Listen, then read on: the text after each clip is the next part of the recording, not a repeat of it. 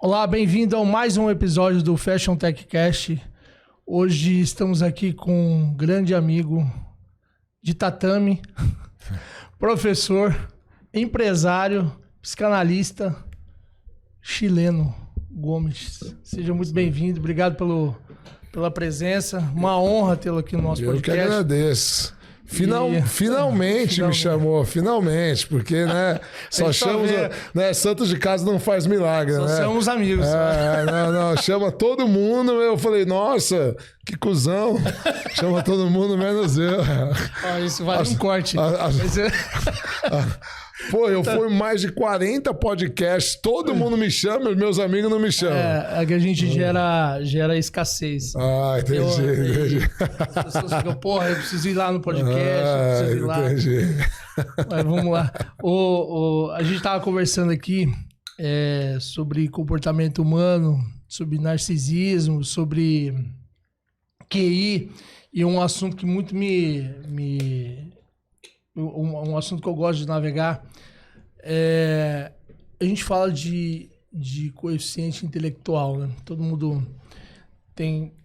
A gente tem as medições oficiais, etc. Os institutos, tem gente que vem com medições aleatórias. Tem teste de internet, né? Que você paga e tal. Aí sai o PDFzinho, o cara acha que é superdotado. Mas como é que é isso, o chileno? Como é que a pessoa se considera um superdotado? Existe um método? Existe uma escala, né? Então, primeiro, o teste de QI ele é feito por uma neuropsicóloga, não é nem uma psicóloga comum. Ela tem que ter especialização em neuropsicologia, certo? Existem alguns protocolos a serem cumpridos, né? Uma avaliação neuropsicológica, ela dura geralmente de 8 a 10 semanas. Caramba, de 8 a 10 semanas, não. Uma vez por semana. Uma vez por semana. Mas não é assim, o negócio vai lá em 5 minutos, 10 minutos, uma hora já sai o teste QI dele. Não, é um negócio bem complexo. Depois de pronto, ela pede ainda 15 dias, porque ela precisa estudar, botar nas métricas, botar para dar nota em cada avaliação, porque são vários testes, e daí sai o coeficiente de inteligência. Por exemplo, eu fiz contigo um exemplo. Você é um psicanalista... Psicoterapeuta, que você falou, né? Eu sou psicanalista. Não, eu tô dizendo, a pessoa que avalia. Neuropsicológico. Neuropsicológico. Depois que ela faz o teste, aplica, tem um resultado, alguém vai lá e audita ou não? Isso então, parte dela. Na verdade, o neuropsicólogo, eles já têm um conselho, e se ela tem dúvida ou se ela tem alguma coisa, é que com os anos ela vai pegando a prática, eles têm um programa e tal, eles pedem para que outro também avalie. Geralmente 2 avaliam. Para que a nota seja validada. Uma curadoria ali. Isso, 2 avaliam. E mesmo assim, não alguns institutos internacionais, porque existem institutos para superdotados, né? Então, tem institutos internacionais que não aceitam se o neuropsicólogo não for cadastrado e não tiver algumas certificações internacionais. Entende? Então, por exemplo, eu tinha uma avaliação neuropsicológica já, mas para eu entrar, eu faço parte de um grupo que chama IIS, né? International Infinity Society, que são para pessoas com QI acima de 140. Me exigiram que eu fizesse com uma outra neuropsicóloga para ver se é isso mesmo. Que tem uma formação e ela tem certificação internacional. Entende? Então, assim, como funciona a escala? E por que uma pessoa faria um teste desse? Porque olha só, então... Primeiro, eu acho que pelo narcisismo, né?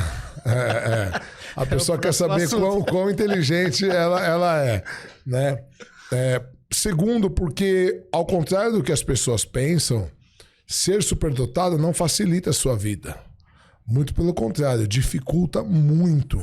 E ela vem, é uma condição, não é um transtorno, mas ele vem acompanhado de muitos transtornos. Então, tem muitos superdotados que são autistas, que têm TDAH, né, que tem toque, porque quando você desenvolve muito uma parte do cérebro, alguma outra parte fica deficiente, entende? Então o superdotado, ele tem, por exemplo, eu sempre fui uma criança sozinha, porque os meus interesses não batiam com o pessoal da minha idade. Então eu comecei a trabalhar com 13 anos, eu aprendi a ler em casa com 5 anos. Com 10 anos eu já tinha lido a Bíblia inteira, já tinha lido Don Quixote de La Mancha em espanhol, que era desse tamanho. Então, eu me interessava por política, por direito. Eu lembro que com 12 anos, na época eu tinha 12, 13 anos, aprovaram um Código Civil, que estava há 20 anos no Congresso para ser aprovado. E no escritório do meu pai foi um advogado, um juiz. E eu falei para ele, puxa, aprovaram um novo Código Civil e as alterações assim. E eu tinha lido o Código Civil inteiro, com 12, 13 anos. E eu falei para ele, que legal, mudou isso, mudou aquilo, uma atualização, mas na verdade, né, quem propôs foi o Miguel Reale, há 20 anos atrás, ele já está desatualizado e tal. E o cara não entendeu nada. O cara olhou assim, olhou pro meu pai e falou, quem que é esse moleque, meu? Você tá criando um alienígena aqui? Então, na verdade, eu sempre fui uma criança sozinha. Sempre li dificuldade social muito grande. Eu fui desenvolver habilidade social depois, né? O que me ajudou muito foi minha criação religiosa. Como meu pai era pastor e eu era muito ativo na igreja, então a igreja me deu essa socialização, porque eu sempre fui um ETzinho, né? Eu vejo isso hoje muito no meu filho. Ele se dá muito bem com os nenenzinhos, ele tem 10 anos, ou com os mais velhos, de 16 para cima. Da idade dele, ele não consegue. Tem uma rigidez interna muito grande, ele tem autismo grau 1, ele tem toque, ele tem tique, Mas assim, então tá muito comum, é muito comum você ver caras com QI de 140, 140 e pouco, uns caras, uns puta gênio, 45 anos morando com a mãe, vivendo de subemprego. Entende? Não consegue ter uma namorada, não consegue ter. O cara faz fórmulas incríveis, o cara é astrofísico, o cara não sei o quê, e o cara é garçom. Para socializar. Ele é frentista porque ele não consegue desenvolver num emprego de alta performance. Entende? E esses caras têm que ser colocados em que situações? Precisa de terapia. Então, por exemplo, olha só. Qual é a escala? O QI médio do brasileiro é 83. Para a Organização Mundial de Saúde, é considerado demente. Melítrofo, eles chamam. Mas é o mesmo que demente. No exército americano, com menos de 87, você não varre nem o chão. Você nem pode entrar na base. Você é considerado perigo para você e para outras pessoas. O cara com fuzil com 80. Exato, entende? Então, tipo assim, você nem entra. Mas a subnutrição, as condições envolvem muito. Então, se a gente pegar o Brasil, média 83, e tirar a classe C e D, colocar a classe A e B, classe média e classe A... Mas é uma regra isso? Só te interrompendo. É uma regra C e D? É uma regra isso? Por conta da subnutrição, etc? Sim. Tá. Tanto que países muito pobres, a média do QI é inferior. Só para você ter uma ideia, a média do brasileiro é 83. Tem macaco que tem 90 de QI. Caraca. Só para você ter uma ideia. Você dá um problema para o macaco resolver, de encaixar as coisas, a pessoa não consegue fazer e o macaco consegue. Só para você ter uma ideia. Já, então, se você tirar a classe C e D, falta de estudo, subnutrição, falta de estímulo e tal, e deixar a classe média e classe A média do brasileiro é 100, que é a mesma média mundial. Então, o cara com 110, 115 já é muito inteligente. Então, a média do Japão é 110, entre 110 e 115. Por quê? Porque eles estimulam as crianças desde cedo, o estudo é integral desde cedo, a sociedade exige. Então, eles são hiperestimulados. Quanto mais cedo você hiperestimular o seu filho, né, mas de maneira certa, porque hoje eles são hiperestimulados de forma passiva, com telas. Exato, e aí o que está acontecendo? Pela primeira vez na humanidade está nascendo uma nova geração com QI abaixo dos pais. Porque o triângulo da inteligência ele funciona assim: tédio, imaginação, execução. Né? E hoje, com as telas, não tem mais imaginação. Tem tédio e execução. Ela tá entediada, ela vai pro jogo. Tá entediada, ela vai pro TikTok. Ela tá entediada, ela vai ver um filme. Ela tá entediada. Então, as telas, elas tiraram a imaginação. Então, por exemplo, meus filhos, eles podem 1 hora por dia só de celular. Eu tenho um programa que bloqueia o celular deles. E final de semana, 3 horas. O meu mais novo, ele acorda, ele fica 3 horas. Fica o resto do dia sem celular. O mais velho, ele vê um pouco, ele vai fazer alguma coisa, não sei o quê. Às vezes fica até crédito. Às vezes fica até crédito. É que não fica crédito no outro dia. Mas, por exemplo, ele gosta de plantas, ele gosta, no final de semana a gente chega na chácara, ele vai andar na chácara, ele vai plantar, ele vai mexer em árvore. Eu tenho 16 árvores frutíferas na minha chácara, então ele vai mexer, ele vai cuidar da terra, ele vai para a piscina, enfim. Então, quando você estimula bem, aí o meu de 7, quando a gente cortou as telas, o que ele começou a fazer? Por conta própria, ele começou a ler. Ele falou, pai, eu quero ler a Bíblia, porque eles veem eu em podcast falando que entre 5 e 10 anos eu li a Bíblia a primeira vez e tal. Aí eu falei, filho, a Bíblia é um livro muito pesado para vocês lerem. O papai leu porque o papai já tinha uma criação religiosa muito grande, né? A gente estudava, meu pai fazia a gente ler todo dia, a gente estudava em família e tal. Mas eu achei para ele um livro que eu tenho que chama Meu Livro de Histórias Bíblicas, que é um livro para crianças. Eu li o primeiro e o segundo parágrafo e falou, não, pai, eu quero ler sozinho. Ele está na segunda série. Ele está lendo o livro sozinho. Caraca. E você já pensou em fazer um teste com eles? O mais velho já tem, o mais velho é superdotado, o mais novo eu estou fazendo agora. Começou semana passada a avaliação neuropsicológica. Porque tem um fator genético muito grande. É isso que eu ia te perguntar, se tem o fator genético influencia. O meu pai, eu fui descobrir depois de adulto, meu tio falou que meu pai com 10 anos de idade, meu pai lia Shakespeare, lia Dostoiévski, né, com 10 anos de idade. Então tem um fator genético muito forte. Então, com 110, 115 você já é um cara muito inteligente. Acima de 120 já é considerado altas habilidades. Você já é um cara fora da curva. Acima de 120, menos de 14% da população mundial. Certo? Acima de 130, você é considerado superdotado.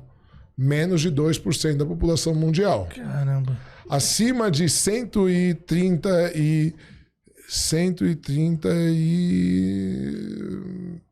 eu, por exemplo, 140, eu faço parte de 0,34% da população mundial. Está concentrado acima isso, acima de 146, 0,01%, 99,99%.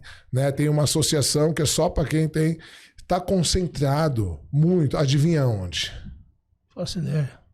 Na elite, nos bilionários, nos milionários. Então, mas assim, região do país, não, dos países, não sei. Não, América. Não, isso não sei. Mas a classe social, sim. Países como o Japão tem uma média maior, países como a Inglaterra tem uma média maior, países como a África tem uma média menor por causa da subnutrição. Sim.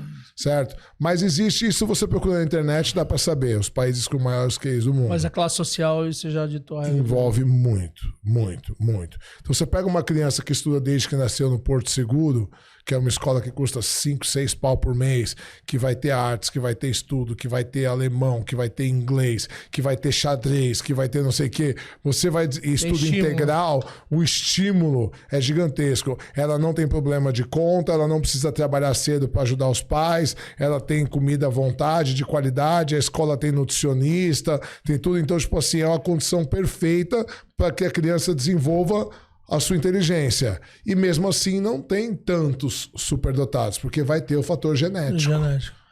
Pode acontecer de uma pessoa com uma classe C e D despontar e... Pode acontece. Porque é o fator genético. Porque é o fator genético. Então eu tenho um amigo meu que hoje ele está milionário, ele ganha muito na internet, chama Matheus Tomodo. Ele era vivia na favela, os pais não tinham estudo, e ele achou um livro no lixo. E ele começou a ler com 7, 8 anos, e ele começou a procurar livros e começou a ir na biblioteca, e ele fez faculdades internacionais só com bolsa. Estudou em Stanford, estudou em Harvard, e hoje ele tem uma agência que ele ensina as pessoas como conseguir vagas e bolsas para universidades em outros países. E o cara ganha milhões. Um lançamento dele faz não sei quantos milhões na internet. Entende? É super nichado, né? Então assim, e o cara não teve pai e mãe com estudo, não foi super estimulado. É porque isso, só para desmistificar isso aí, né, o chileno, porque as pessoas se assemelham o superdotado com ganhar muito dinheiro, né? Não, mas ele paga o pênalti pelo ser superdotado. Muito pelo contrário. A maioria dos superdotados não ganha muito dinheiro. Não ganha. Tem cara que mal sabe falar, mas o cara... Aí entra altas habilidades. Qual que é a diferença de altas habilidades e superdotado?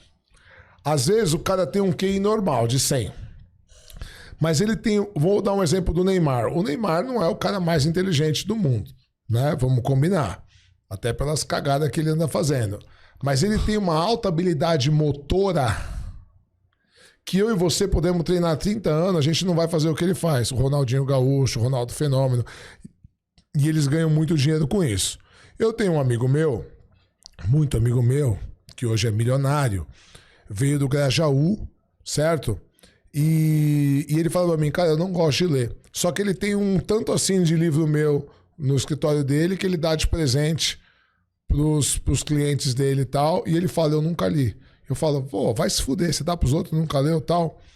Só que o cara tem uma habilidade financeira, uma inteligência emocional e uma habilidade comercial que, cara, eu tô anos-luz. Às vezes ele me pega pela mão e fala, ó, isso aqui você tá fazendo cagada, vem cá, ó, você vai fazer isso na tua empresa, isso daqui com o dinheiro, isso daqui não sei o quê. Cara, minha empresa fez assim. Então, se você colocar academicamente, intelectualmente, eu sou muito mais inteligente que o cara. Mas o cara tem altas habilidades em coisas que eu sou deficiente. Você pode estudar a vida inteira e não vai chegar nem aos pés. Não vou chegar, entende? Então, por exemplo, eu tive uma educação financeira muito ruim. Eu demorei 40 anos para aprender a mexer com o dinheiro. Tudo que eu ganhava, eu gastava. Eu nunca gastei mais do que eu ganhava, como algumas pessoas fazem. Mas tudo que eu ganhava, eu comprometia. Tudo que eu ganhava, eu comprometia. Aí tinha uma dor de barriga, eu tinha que fazer o quê? Pedir dinheiro no banco. Pedir dinheiro no banco é o começo suicídio, do fim. É suicídio, é o começo do fim. No Brasil, sim. Em outros países, não. No Brasil, sim. Né? Hoje, sabe quanto que está uma taxa de empréstimo pessoal para quem não tem renda, não tem garantia? Sabe quanto que está? Mais de 8%. 8% dá 96% ao ano. Cada ano você dobra a dívida. É impagável. Impagável. Tem uma amiga minha que ia pegar um empréstimo. Eu falei, não. Eu tenho dinheiro aplicado, para mim sai 2%. Só que, na verdade, não sai 2%, porque o banco me paga 1,2%. Então, na verdade, sai 0,8%. E o meu dinheiro continua rendendo, mas fica sequestrado como garantia. Eu falei para ela, eu te pego aqui, você me paga 1% ao mês, que é o que o banco... Ela falou, não, eu te pago 2%. Eu falei, não precisa. Porque o banco, na verdade, está me cobrando 0,8%, porque ele me rende 1,2%. Ele continua rendendo. Entendeu? Ou seja, você vai pagar praticamente sem juros... Pegou 18 mil, pagou em 18 meses, ela pagou. Ela falou, nossa, eu ia pagar em 36 de 1.400 e pouco. Eu falei, olha quanto que você ia pagar. Cara, 1.400. Você chegou num ponto, chileno, que eu tinha certeza que esse podcast ia virar um mangue de assunto. Né? Mas você falou num ponto de saber trabalhar com dinheiro. Antes de você entrar nesse ponto, deixa eu só terminar a parte do QI, pra gente dar altas habilidades. Só pra não... Só pra não... Então, assim, as altas habilidades e o QI alto não garante você ganhar dinheiro. Sim. Certo? Então, existe muito acadêmico frustrado, cara doutor, pós-doutor e não sei o quê. Por quê? Porque o cara é puto estudado, o cara tem um QI altíssimo e o cara não consegue ganhar dinheiro. E ele vê caras que ele considera burros, milionários, fazendo fortuna, né? E os caras se sentem frustrados, porque quanto mais alto, quanto mais estudo o cara tem, mestrado, doutorado, pós-doutorado, mais arrogante ele fica, mais legal ele acha falar, não, meu artigo só 2 ou 3, entende? Grande bosta. Eu falei uma vez para o que isso te converteu em dinheiro? E o cara nem sabia que eu era superdotado. Converte o ego, né? Porque o que acontece? O meu QI era muito maior que o cara. O cara nem era superdotado, ele tinha 126 de QI e ele já se achava o pica, né? E nem superdotado ele era considerado. E eu falei pra ele, tá bom, e essa inteligência tua te serviu pra quê? O que você ganha? Ser empregado?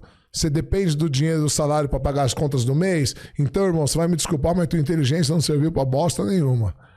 Entende? Mas é isso, velho. Então, assim, eu demorei muito pra aprender a mexer com o dinheiro, porque o meu pai, meu pai é superdotado, meu pai inteligentíssimo, mas a inteligência financeira é zero. E ele não ensinou pra gente, que é o que eu ensino pros meus filhos. Eu dou R$50 por mês de mesada, X você guarda, X você tal. Cada filho meu, só das economias dele, aí abriu uma conta do banco, porque eles têm mais de R$1.000 guardados das economias deles. Eu tive essa dificuldade, eu nunca tive... E quando educação financeira, o brasileiro não tem. E outra coisa, o brasileiro ele faz uma coisa que é normal do ser humano, que chama compensação emocional. A gente faz com comida, os principais, tá? Os principais. Comida, sexo e compras e dinheiro. Puta, tá triste, tô deprimido, aconteceu uma merda, você vai lá e compra um negócio, fica feliz. Mulher faz muito disso, compra uma bolsa, compra um sapato, ou então a gente come, ou então a gente eu treinei muito hoje, eu mereço comer um docinho. Mereço, eu mereço, vai te deixar endividado, gordo e fudido. Entende? É isso. Eu mereço, eu me permito. Entende? Eu me permito, só que o cara se permite todo dia. Uma vez uma mulher, ela falando comigo, ela falou, não sei por que eu não emagreço, eu treino, eu faço dieta. Aí eu entrei no Instagram dela, cada 2 dias tinha uma pizza, um hot dog. Não, eu me permito, hoje eu me permito. Eu falo, minha filha, isso é coisa de criança. Quem faz o que gosta é criança. Adulto faz o que tem que fazer. É isso que os empresários de sucesso entenderam. Entende? Isso que o cara shapeado entendeu. É isso que o atleta entendeu. O adulto, ele faz o que é preciso. Se o que for preciso casar com o que você gosta, ótimo, que é o meu caso. Eu sou muito feliz, embora eu não acredite numa felicidade plena. Eu acredito que a felicidade são estados de alegria. Mas por que eu sou muito realizado? Eu vou mudar a palavra. Eu não sou feliz, eu sou realizado. Porque o que eu preciso fazer são coisas que eu gosto. Então, o meu hobby é estudar, eu amo estudar. Jiu-jitsu, musculação, boxe não é hobby pra mim. Pra mim é obrigação. É por isso que eu levanto 4h30 da manhã desde que eu tenho 13 anos de idade. Eu acordo 4h30 antes da pandemia. Eu acordo 4h30 pra treinar. 5h30 eu tô na academia. 6h30 eu tô no tatame. Dá 8 horas da manhã, eu tô indo tomar banho, já tomo meu café da manhã, 9 horas eu já treinei 3 horas e meia, já tomei banho, já fiz sauna, já tomei café da manhã, volto pra casa, acordo meus filhos, que meus filhos entram 10h30 na escola, que é semi-integral, eles estudam à tarde. Mas de manhã tem atividades, tem futebol, tem violão e tal. 9 e pouco eu volto pra casa, acordo meus filhos, aí junto com a minha família tomo um outro café da manhã, mas aí eu só tomo um cafezinho preto, levo meus filhos pra escola e começo meu dia. Já tô treinado. E aí, como eu treinei, eu não saio da dieta. Às vezes até saio, como um sorvetinho, um negócio, mas é esporádico. Porque eu já treinei, eu falo, porra, eu não vou jogar fora o treino, acordei cedo, tava morrendo de sono, não queria treinar, entende? E tem dias que você acorda assim, né, cara? Todos os dias. O povo acha que a gente treina... Todos os dias eu quero ficar dormindo, todos os dias. Mas isso é disciplina, é fazer o que precisa fazer o que precisa ser feito, mesmo se você não quiser. Você nunca vai... Você vai acordar motivado uma vez por ano. Motivação sai na urina. Por isso o pessoal fala assim, professor, você dá palestra motivacional? Eu falo, não. Ou nas empresas, né, cara? Você precisa motivar o seu time. Não. Você não motiva. Não. Você não... Até porque você dá palestra para 500 pessoas, 1.000 pessoas. Como você sabe o que motiva cada um? Não tem como você saber. O que eu falo? Eu dou palestra comportamental. Porque você pode dar palestra motivacional. Sai todo mundo lá vibrando, você grita, não sei o quê. No outro dia ele chega na empresa, o primeiro problema que ele encontra, ele faz o que ele sempre fez. Então eu digo que as minhas palestras não são motivacionais, elas são comportamentais. Eu sou um cara que sou empresário desde os 16 anos. Com 16 anos de idade eu fui emancipado, porque eu queria abrir uma empresa, e eu abri uma empresa. Então eu falo, eu sempre fui um ET. Enquanto eu morava em Santos, enquanto meus amigos estavam preocupados em fumar onda, em fumar maconha e pegar onda, eu tinha uma empresa com 8 funcionários, eu tinha folha de pagamento, eu tinha aluguel, eu tinha que vender. Hoje nem existe isso, né? Entende? 16 anos de idade. 16 anos de idade. Então, eu estava preocupado com a política, se ia interferir no meu negócio, se não ia. Então, os meus papos nunca bateram com a galera da minha idade. Entende? Essa é a diferença. Aí hoje o cara me vê com 43 anos, eu tenho 30 anos de trabalho. Aí o cara me vê bem sucedido, o cara me vê andando de X5, aí o cara vai falar com o cara, o cara fala, nossa, estourou, hein, deu sorte. Né? Do nada. Do nada. O cara falou, nossa, eu vi por exemplo, teve um corte meu essa semana que viralizou no TikTok, deu 11 milhões de visualizações. Mais de 1 milhão de curtidas. Caraca. E nem fui eu que fiz. Um cara pegou e tá vários perfis do Instagram estão republicando e tal. E aí eu tenho uma empresa de segurança, eu tenho mais de 200 funcionários e sexta-feira à noite é o que eu gosto de sair para fazer pagamento com os polícias, com os caras que fazem pagamento para mim, para eu ver, conversar com os gerentes, tá tudo bem. E tem uma balada que você sobe no elevador. E eu subi, o meu braço direito e o polícia que trabalha para mim. E aí subimos com 3 adolescentes, assim, já tem uns 19, 20 anos. Porque a adolescência vai até 25. E aí um olhou pra mim e falou assim, eu te conheço. Aí o outro falou assim, você parece o Minotauro. Ele falou, não, você não é o que seu filho brigou na escola lá, porque o cara tava batendo numa menina e ele bateu num carro e ele foi contar pro cara, o vídeo viralizou no TikTok. Eu falei, sou eu mesmo. Ele falou, cara, estourou esse vídeo no TikTok, todos os grupos eu recebi, não sei o quê. E você fala, caralho, olha como que é a internet. Explode, né? E aí o cara fala assim, nossa, do nada. Pode acontecer alguns do nada? Pode. Mas, cara, eu tô na internet desde 2013. Eu sou formado em filosofia. Eu sou formado em teologia. Eu tenho várias formações em psicanálise. Eu tenho pós-graduação em filosofia. Eu tenho pós-graduação em ciências políticas. Eu tenho mestrado em psicanálise. Eu tenho 2 livros publicados, sendo que um é best-seller. E é do nada. Do nada, né, cara? Eu já participei de mais de 40 podcasts, entende? Esse é o 41. Esse é o 41, Esse é o mais especial, pô. E aí o cara fala, nossa, do nada o cara explodiu. Falou, do nada. Mas é que é muito mais fácil, as pessoas têm dificuldade em assimilar o sucesso das outras pessoas, né? Eu discordo. Então me dá outro nome, porque assim, imagina o seguinte, você tem um amigo, um irmão, as pessoas têm dificuldade de assimilar o trabalho duro do outro. Entende? Porque quando você faz sucesso pelo seu trabalho duro, você denuncia o quão preguiçoso eu sou. Porque eu fui inconsciente, né? Inconsciente. Tá. Porque eu fui pra balada todo final de semana, porque eu não sei o quê. Que nem ontem eu passei o dia numa sessão de fotos. E aí eu conversando com o cara, um fotógrafo fudido, cara, assim, né? Fotógrafo internacional e tal, ele tá voltando pro Brasil agora. E aí conversando com ele, e ele falou, cara, eu sou da Universal, eu dou 10% do meu salário de tudo que eu ganho todo mês. Eu falei, tudo bem, eu não vejo problema nisso. Ele falou, sério? Achei que você ia criticar. Eu falei, não, você pega um cara teoricamente normal, ele gasta muito mais que 10% do salário bebendo e usando droga final de semana.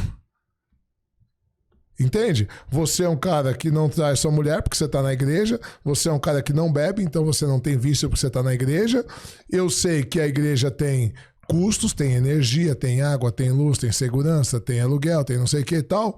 Nada mais justo se você é um cara que frequenta toda semana. Na minha opinião, eu acho mais válido você estar na igreja e dar os 10% do que você ser um cara teoricamente normal que vai estragar a sua vida com um monte de bebida, de droga, aí vai para McDonald's, para um monte de coisa e vai fazer o quê? E vai gastar muito mais que 10%. Sim, mas me explica aí, Chileno, essa que você falou que não concorda, porque é normal as pessoas, olha que... Rampa, eu ouvi isso quando eu era mais novo, depois eu quebrei a empresa, mas você rampa muito novo, eu falei, porra, tá roubando. Você vendeu os carros, as coisas, os seus bens, porra, quebrou, agora tá fudido. Aí a pessoa que tá falando tá bem. A pessoa quer te ver bem, mas não melhor que ela. Por que acontece isso? Então, porque pra Freud, é que eu tô hoje eu vim de hominho hoje. Geralmente eu tô de você camiseta.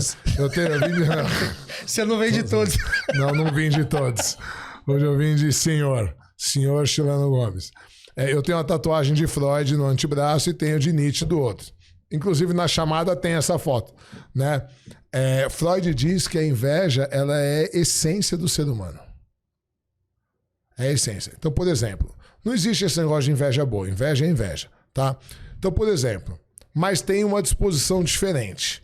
Eu vou dar um exemplo desse meu amigo que eu te falei que tá milionário.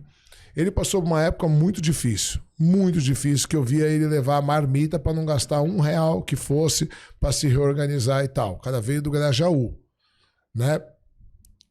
Hoje eu vejo ele milionário, cara, eu vibro. E eu tenho inveja dele em alguns aspectos.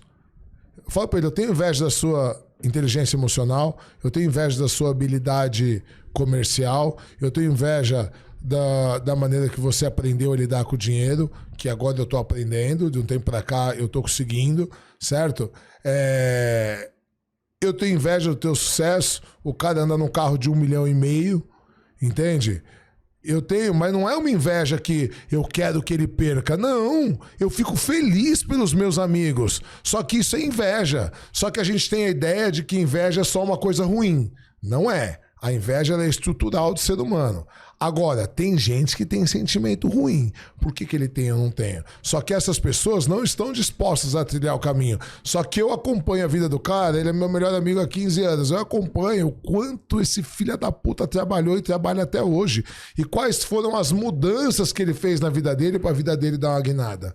Entende? Porque não vem de graça, né? Nada vem de graça. Vou te dar um exemplo. Ele pagava tudo pra todo mundo. Eu falava pra ele, para com isso. Então eu tenho participação no sucesso dele também. Falava, para com isso. A gente saía pra almoçar, eu falava, vamos rachar. A mulher dele uma vez falou assim, Chileno, você é o único amigo dele que não deixa ele pagar a conta inteira, que faz ele rachar a conta. Eu falo, mas por que você vai pagar a conta inteira? Para. Uma vez eles foram no Dom, 3 ou 4 casais, e o Dom não é barato, né? E aí na hora que veio a conta, o garçom trouxe pra ele. Como foi ele que pediu o vinho, ele que era... A gente é amigo do Alex Atala, porque ele é faixa preta de jiu-jitsu também e tal, né? Eu que apresentei o Atala pra ele. E o garçom veio, deu na mão dele, ele ficou sem graça de falar pros caras dividirem, deu 10 mil a conta, ele foi e pagou sozinho. Eu falei pra ele, você é idiota, cara. Eu falei, quem foi com você na... Ah, foi fulano, ciclano e Beltrano. Eu conheci os 3. Falei, beleza, me dá aqui. Fui no escritório de cada um e falei, 2 pau e 500, 2 pau e 500. Não, é porque eu falei, por quê? Você quer tirar a onda do cara? Que porra, que bosta de amigo você é? Eu fui, cheguei com ele lá e falei, tá aqui, ó, 7.500. Ele falou, porra, meu, você é foda, os caras vão pensar. Eu falei, foda-se se os caras pensar. Porque se os caras acharem ruim de você, é cara que não merece ser seu amigo. Exato, não tá... exato. O cara quer tirar proveito de você, entende? Isso vai acontecer também. E se o cara cair no meio da jornada, eu nunca acreditei nisso, sabia? Eu entendi que o amigo, quando você tinha amigo, quando era criança, etc., era pra vida inteira. Não. Mas não é, nem família é pra vida inteira, pô. As famílias vão caindo nos penduricários lá e vai ficando. Deixa eu te contar uma coisa. Eu fui entender isso depois de... A minha mãe era narcisista. Muito difícil ter pais narcisistas. Muito difícil. Porque você cria uma criança dependente emocional, com uma baixa autoestima. Minha autoestima é muito baixa. Hoje ela é muito melhor porque eu faço 12 anos de terapia. Mas assim, quem dá autoestima é a mãe. Ai, que lindo. Ai, qualquer coisa mais linda. Quem que é o príncipe mais lindo do mundo? Ai, meu Deus. Ai, meu filhinho e tal. Isso quem dá é a mãe. Função pode ser trocada, papel não. O pai pode trocar fralda, o pai pode lavar louça. Essas merda de Red Pill fica falando aí. Não, até as mulheres não. Se o homem lavar a louça vai perder a masculinidade. Cara, vem falar isso pra mim. Que sou faixa preta de jiu-jitsu, que fui sparring do Shogun, do Maldonado, do Demian, que trabalho com segurança, e que ando com uma 45 na cintura e lavo a louça. E cuido dos meus filhos desde que eles nasceram e troco fralda. Então, tipo assim, vem falar que eu não sou homem. Entendeu? Ah, pelo amor de Darwin. Entendeu? É uma idiotice fora do comum. Porém, cada um tem a sua função, cada um tem o seu papel dentro do casamento. E isso não pode ser mudado na criação dos filhos. Então a mãe, ela cria autoestima. O pai, ele dá força para o mundo. Então, por exemplo, meu filho com 3 anos, o mais velho ele tirou a rodinha com 5 anos e meio. O mais novo é sempre mais esperto, porque aprende com o irmão e tal. Com 3 anos ele falou, pai, tira a rodinha. Eu falei, filho, você é muito novo. Não, tira a rodinha. Eu falei, tirei as rodinhas da bicicleta. Tirei uma. Ele falou, não, tira as 2. Tirei as 2. Ele deu 4 pedaladas, adivinha o que aconteceu? Capotou. Esborrachou no chão. Aí a mãe, a avó tava perto, falou, ai. Eu falei, ô. Ele pediu. Falei, levanta e continua. Ele levantou e nunca mais caiu. Nunca mais caiu. Caiu uma vez de cara que quebrou os dentes porque ele quis ficar em pé no guidão, pegou um buraco. Né? Não. É criança. Não, né? Esse meu mais novo, ele já passou por 2 cirurgias sérias, cara. Faz 2 semanas que ele tirou a bota, que ele operou, deu fratura exposta no dedinho, velho. Meu, eu vi gritaria no quarto, tava eu e minha mulher no meu escritório conversando, eu vi gritaria, achei que eles estavam brigando, o mais velho tava tomando banho, ele apoiou nas 2 camas e ficou chutando as pernas assim, imagina a delicadeza que ele tava chutando, que quando o dedinho pegou na borda, o osso saiu pra fora. Eu cheguei, era sangue pra tudo quanto é lado, o osso aparecendo. Minha mulher desesperada, eu falei, calma. E ele desesperado, eu fiz um curativo lá, botei um monte de papel em volta, falei, vamos pro hospital. Meu, operou, teve que alinhar o dedo, ficar 1 mês de bota. Ainda bem que é o dedinho, o dedão você vira PNE depois. Então, assim, o pai dá a força pra vida. Então, por exemplo, eu tenho uma chácara em Itupeva, certo? É dentro de um condomínio fechado. Só que logo na saída da chácara, uns 50 metros, assim, 100 metros, tem um mercadinho muito legal. Só que cruza uma estrada ali, tem uma curva, vem um pessoal que vem a milhão. Tem lombada, mas o pessoal é meio perigoso.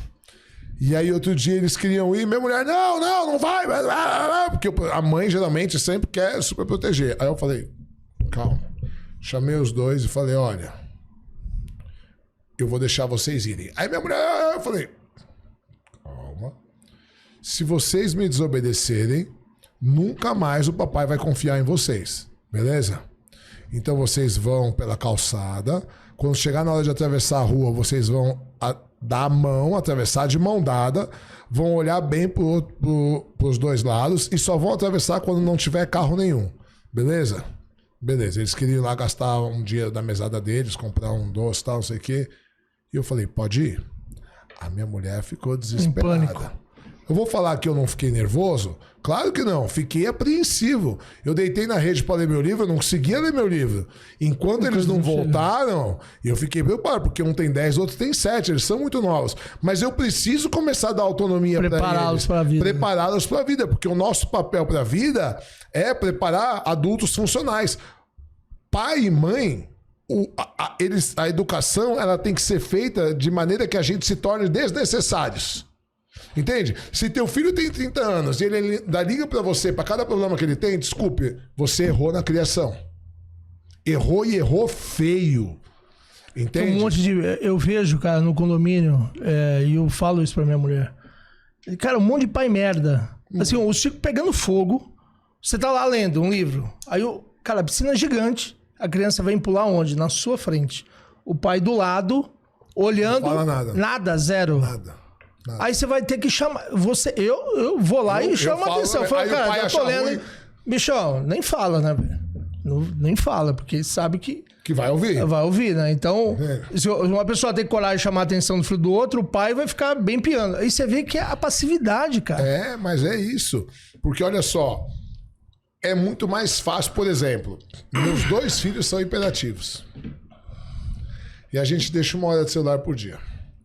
Esse final de semana a gente estava na chácara, tava com preguiça de cozinhar. Eu tava com preguiça, minha mulher tava com preguiça, porque a gente alterna e tal, né?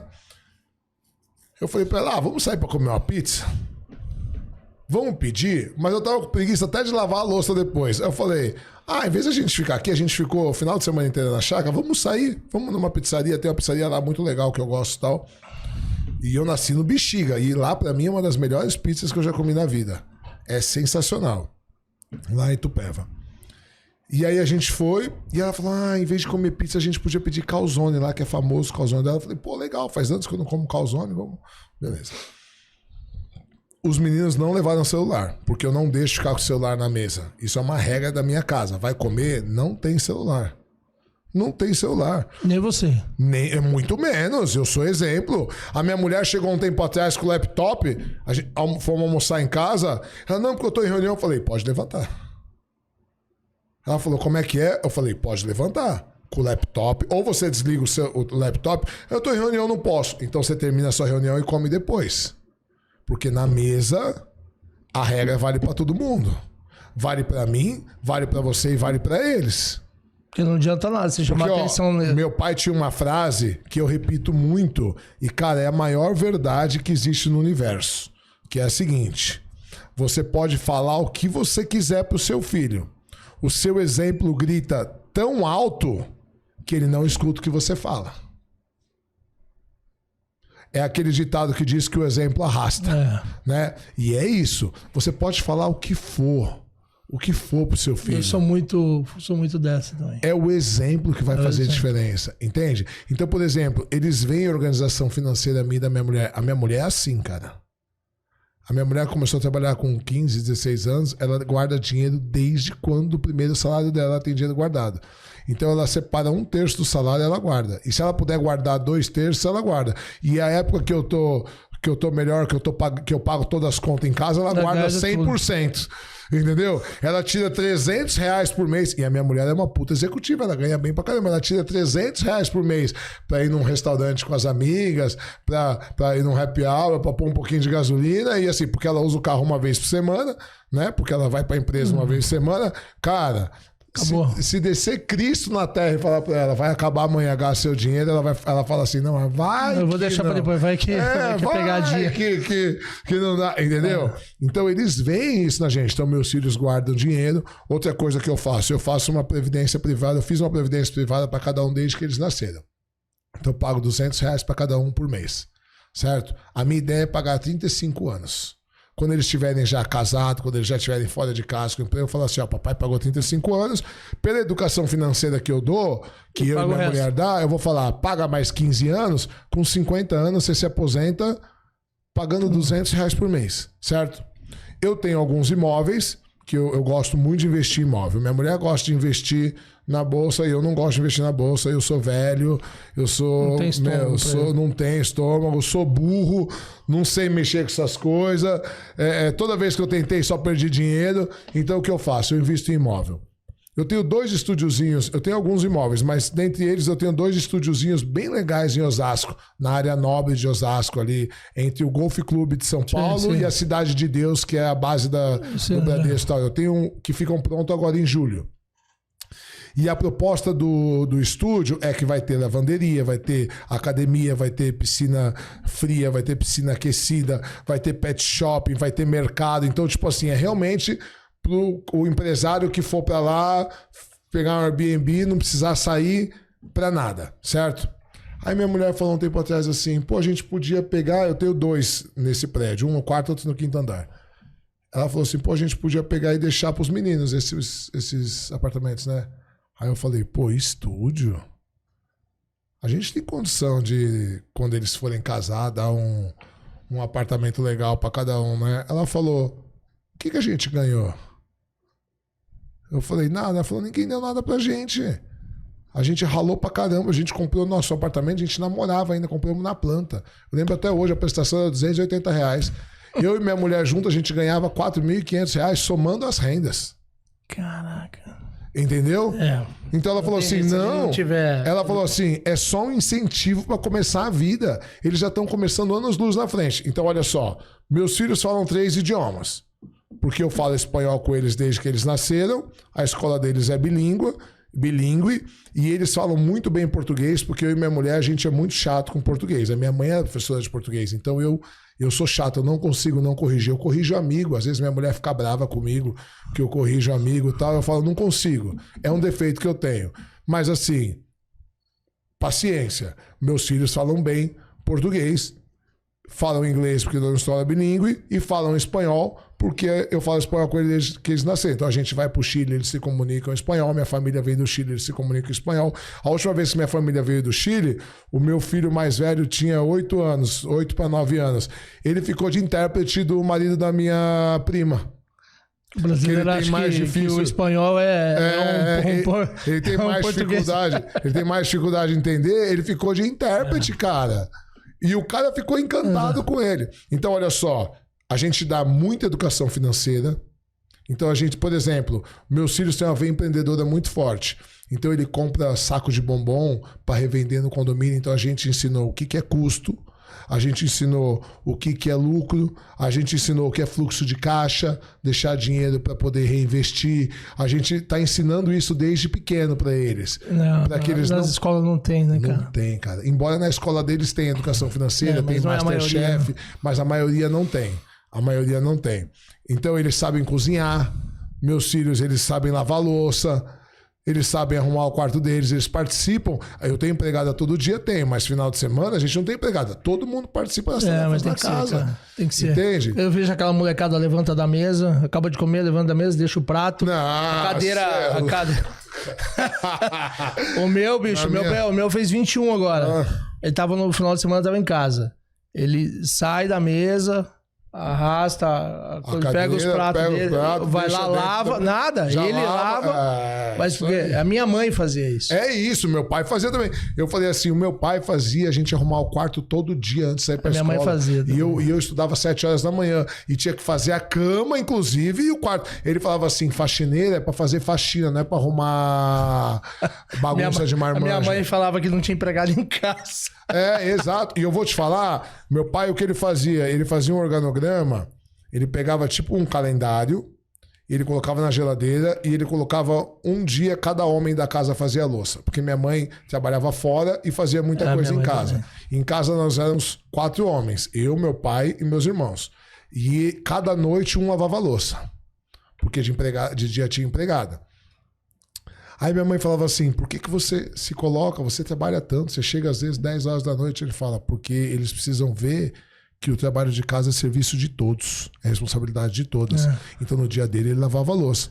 E aí quando a gente começou a ficar mais velho, sair de balada, a gente dava migué. Não, amanhã de manhã eu lavo, não sei o que e tal, e saía pra balada. Aí minha mãe acordava, pé da vida, e ela ia lavar. Aí meu pai falou, beleza. Aí o que ele fazia? Ele esperava a gente chegar da balada às 4, 5 horas da manhã. Eu mandava lavar. Não. Ele esperava a gente dormir. Quando a gente estava dormindo, ele ia lá. Vai lavar a louça. Vai lavar a louça, porque tua mãe vai acordar daqui a pouco e vai me torrar as paciências, porque era pra você ter lavado ontem. Não. Vai agora. Cara, que ódio. Fazia só uma vez isso, né? Só precisou fazer uma vez. Aí, qual ficou acordado entre a gente? Acabou de jantar, você lavava a louça. Quem usar louça depois que o outro lavou, lava. Entendeu? Porque fica muito mais fácil. Fica se cada um pegar o seu. E aí cada um lava o seu. E aí a gente foi acostumando cada um lavar o seu. Então, por exemplo, eu quando eu vou na casa de outras pessoas, eu levanto, eu pego o meu prato, eu já vou lá. Tem gente que não gosta, mas eu faço isso. Não gosta, mas, cara, é um prato e uma louça. Minha mãe falava assim, se todo mundo ajudar, fica leve para todo mundo. Se deixar nas costas de um só, fica pesado. Tem gente... por exemplo, eu não gosto que as pessoas façam isso na minha casa. Mas, por exemplo, um dia chegou uma moça lá e falou assim, desculpa, eu gosto de lavar a louça. Posso lavar? Eu falei, lava. Então, mas também não sou nenhum... Mas lava tudo, tá vendo? Ela queria lavar só tudo. O prato. Ela queria lavar tudo. Eu falei, pode lavar. Aí chegou outro dia um cara e falou assim, pô, cara, eu adoro fazer churrasco. Eu tô com uma chácara que eu comprei em junho. Então você imagina, eu tô fazendo churrasco todo final de semana, eu não aguento mais fazer churrasco. Aí o cara falou, pô, você deixa eu ficar na churrasqueira? Eu falei, fica. Faz favor, irmão, favor que você me faz. Chileno, voltando aqui ao negócio da tua mãe que você falou narcisista, a gente acabou devagando por outros assuntos. Como é que é ter uma mãe narcisista? Que a gente estava falando lá, o que impacta isso na criação do filho? Impacta muito, muito. Então, primeiro você cria um adulto com uma baixa autoestima. E você falou o pai vai para a vida e a mãe da autoestima. Então, uma criança com baixa autoestima, um adulto com baixa autoestima.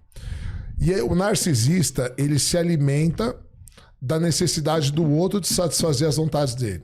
Então, o filho fica tentando ser o filho perfeito para agradar a mãe e nunca vai ser suficiente.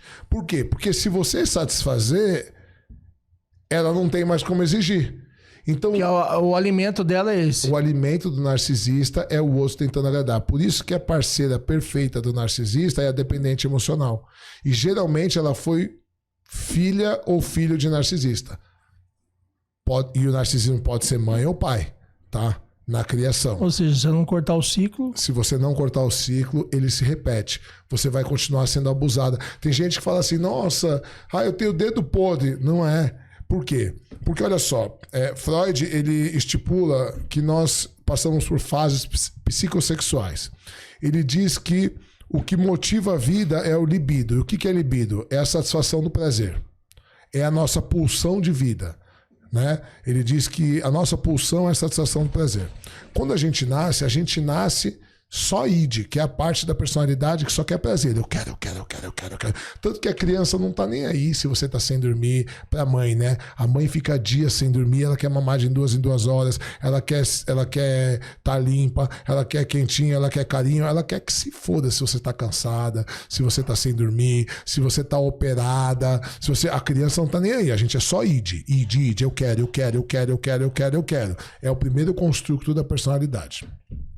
À medida que a gente vai crescendo, os pais criam na gente o que Freud vai chamar de superego, que são as normas e regras da família e da sociedade que a gente vive. Então você percebe que você replica as regras da sua família, e isso é superego. E você replicou nos seus filhos. Não pode. Terminou de comer, lava a louça, guarda, arruma seu quarto. Menino, levanta essa calça. Menina, abaixa essa saia. Fala de boca fechada. Aí o neném chora. Ele tá com vontade de mamar. A mamãe fala, não, daqui meia hora só. Ele mama de 3 horas. Então você vai criando o segundo construto da personalidade, que chama superego. Então a gente diz na psicologia que o id é o baixo ventre. Eu quero. E a cabeça é o superego. Não pode. E aí Freud lança em 1921 uma obra chamada Mal-Estar na Civilização. Por quê? Porque ele diz que a civilização só existe por causa desse mal-estar.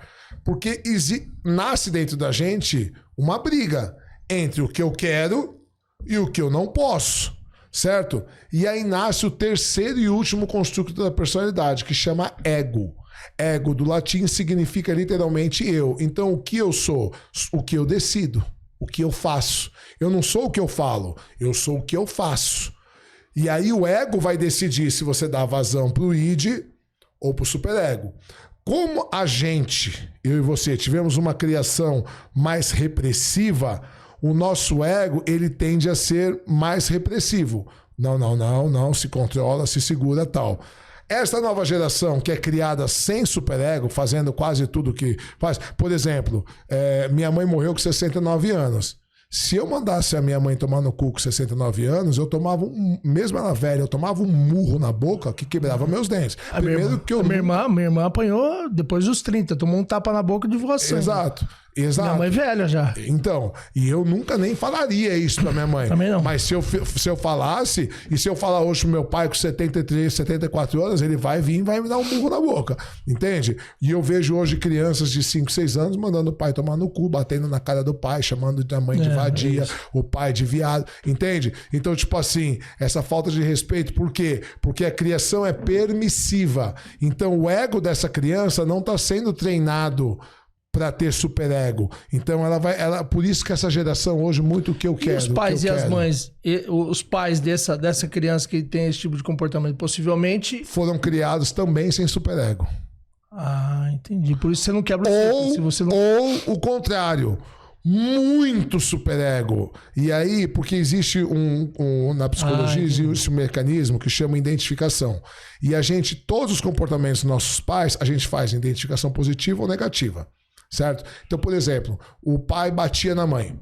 Aí o menino odiava, chorava, ficava com medo, tal. Ele cresce, ele bate na mulher. Identificação positiva. Positiva não é porque é boa, é porque é igual. Ele repete o padrão do pai. Aí ele chora, pede desculpa pra mulher, mas ele fica nervoso, ele bate de novo na mulher. Por quê? Porque é o padrão que ele aprendeu, que ele replicou. Ou então o inconsciente fala, eu nunca vou encostar na minha mulher. Identificação negativa. Isso é inconsciente, não é a gente que escolhe, tá? É inconsciente. Eu nunca vou encostar na minha mulher. Aí ele pega a mulher chifrando ele na cama dele com o melhor amigo e ele não consegue fazer nada. Ele perdoa porque ele não consegue se impor perante a mulher. Identificação negativa. O pai batia na mulher e ele é o corno manso. Entende? Então, às vezes, essa mãe e esse pai que deixa a criança fazer tudo o que quer, apanhou muito, ficou muito de castigo. Eu não sei se você viu um vídeo que viralizou essa semana de um pai chegou, tinha um nenenzinho brincando, ele pergunta, eu não lembro o nome do menino, mas sei lá, Iago. Onde está o Iago? O Iago está de castigo, não vai comer. O pai falou assim, como assim não vai comer? Não, ele está de castigo, não vai comer. Ele falou, não tem nada a ver uma coisa com a outra. Ele pode continuar de castigo, mas ele vai comer. Não vai comer, ele está de castigo. Aí ele começa a fazer o prato pro menino. Aí ele fala, cadê a mistura? Eu não fiz mistura para ele. Aí o pai tira a mistura do próprio prato. Iago, vem aqui, vai comer. Ele vai comer, sim senhora. Não tem nada a ver. Não tem nada a ver o castigo. Ele vai comer, ele precisa comer, ele tá em fase de desenvolvimento. O pai não gritou, o pai não brigou com a mulher, o pai simplesmente se impôs. Aí eu vi um monte de comentário, madrasta, com uma mãe dessa, não sei o quê. Não é, cara. Na cabeça da mãe dela, ela tá sendo amorosa, ela tá dando educação. Mas sabe o que ela tá fazendo? Me diz o que ela tá fazendo. Faço ideia. Ela tá replicando o que fizeram com ela, identificação positiva. Tá. Provavelmente a mãe. Eu entendi que era conceito, mas. A mãe e o pai dela deixavam ela de castigo sem comer. Sim, toda vez que então, para ela, dar educação é tirar a comida do filho. Ele replica. E esse pai, amorosamente, o pai não levantou a voz nenhuma vez. O pai fez o prato e falou assim, ele vai comer. E volta de castigo. Não tem nada a ver. E aí ele volta pro castigo. Chamou o filho veio e aí acaba o vídeo.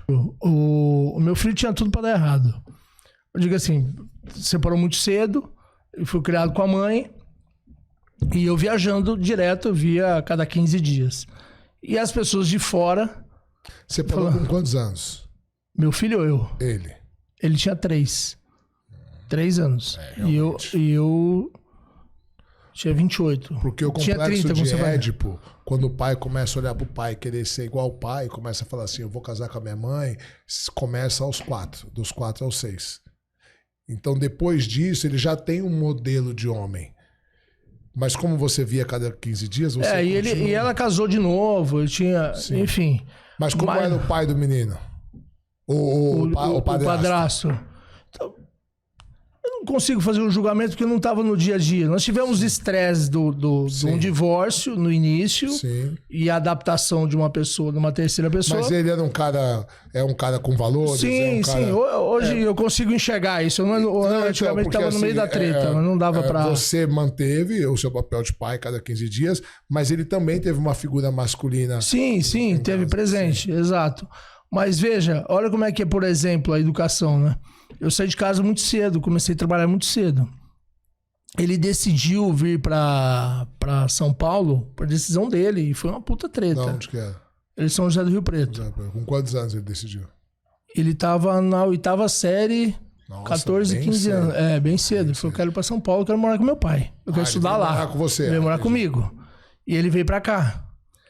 E ele passou 3 anos, fez o colegial no Pentágono, fez vestibular, na beirada do cursinho, foi, pai, eu quero morar sozinho. Foi embora, cara. Tá morando sozinho desde o primeiro ano, vazou de casa. E eu fui embora com 17, ele foi com 18. Eu fui com 19. E você tá vendo como é que esse negócio replica? Eu fui embora. Mas porque você deu uma criação... Mas eu nunca falei pra ele, vai embora. Então, mas não é isso, cara. Olha só, eu tinha 3 irmãos. Então em casa éramos 6. E aí eu comecei a brigar muito. E eu... Quando eu e meus irmãos saímos da igreja, meus pais são testemunhas de Jeová e meu pai é pastor, né? Eles meio que excluíram a gente da família. E eu que assumi meus irmãos, eu que assumi a família. Tanto que a minha irmã fala até hoje que o exemplo masculino dela era 9 anos mais nova que eu. O exemplo de homem dela sou eu. A referência de homem dela e não o meu pai. Embora ela se dá super bem com meu pai e tal. Mas chegou uma hora que eu, 18 anos para 19, Cara, eu reclamava de tudo, isso daqui não tá certo, porque eu sempre fui muito chato, até pela superdotação, eu sou muito metódico, eu tenho um transtorno que chama transtorno de personalidade obsessivo compulsivo. Então a minha personalidade funciona igual quem tem toque. Então, se eu deixo um negócio aqui, desse jeito aqui, é para ficar aqui. Se a empregada muda, se alguém muda, cara... eu fui morar com o meu irmão, depois, uma época atrás, o meu irmão veio embora para São Paulo também, a gente foi morar junto, e eu tinha uma coleção de DVDs. E meu irmão falou pro pessoal, gente, não mexe, que meu irmão é muito chato com isso e tal. E os caras falavam, não, que é isso tal? Ou ele fazia faculdade no Mackenzie. E a galera era amiga minha. Ele falou, vou mostrar para vocês. Ele pegou um DVD que tava assim e fez assim, ó. Só virou de ponta cabeça. Cara, eu tinha mais de 300 DVDs. Pra quem chega assim, olha, tava tudo no lugar, tava alinhadinho, tava bonitinho e tal. E eu tô conversando com os caras aqui, eu tô conversando aquele negócio, e assim, parece que meu olho vai automático.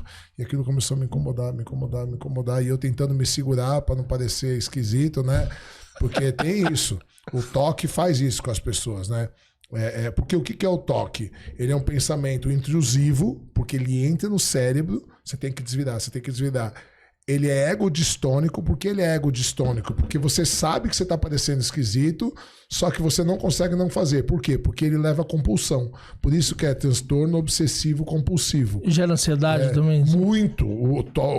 Quem tem toque tem muita ansiedade. Então, aí eu peguei uma hora e falei, gente, dá licença. Aí eu fui lá e desvirei o DVD. Aí todo mundo começou a rir. Aí eu falei, o que foi? Ele falou, não falei. Eu fui num podcast... que tinha uma TV igual essa, e tinha do Podcólogas, da doutora Nathalie Gudaiol e da doutora Karina Pirró. Sensacional, 2 neuropsicólogas incríveis. Inclusive a doutora Nathalie Gudaiol que fez a minha última avaliação neuropsicológica, porque ela tem essas certificações internacionais. E tinha um enfeite assim, e ele não estava no meio da TV.